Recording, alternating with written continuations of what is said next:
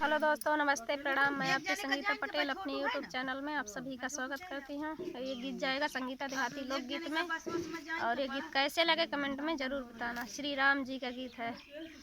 फूल बिछा दो डगरिया में, डगरिया में आते होंगे राम नगरिया में, आते होंगे राम नगरिया में। फूल बिछा दो डगरिया में, डगरिया में आते होंगे राम नगरिया में।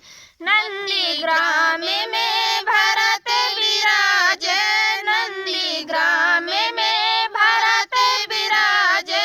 लेके संदेशा हनुमत पधारे, लेके संदेशा हनुमत पधारे।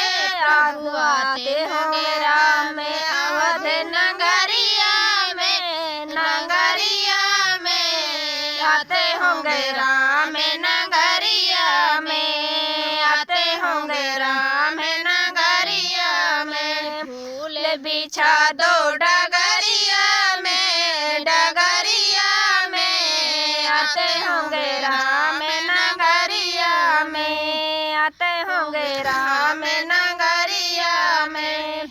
अंगना मोतियन चौक पुरा दो, अंगना मोतियन चौक पुरा दो। दीप जला के दिवाली मनाओ, दीप जला के दिवाली मनाओ। दीप जला दो अटारी में, अटारी में आते होंगे राम नगरिया में, आते होंगे राम नगरिया में। फूल बिछा दो डगरिया में, डगरिया में आते होंगे राम नगरिया में।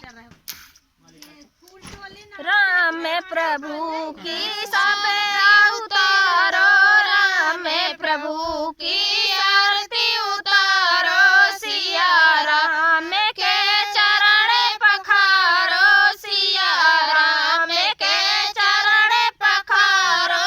लाओ गंगा जल गगरिया में, गगरिया में आते होंगे राम नगरिया में, आते होंगे राम नगरिया में। फूल बिछा दो डगरिया में, डगरिया में आते होंगे राम नगरिया में, आते होंगे राम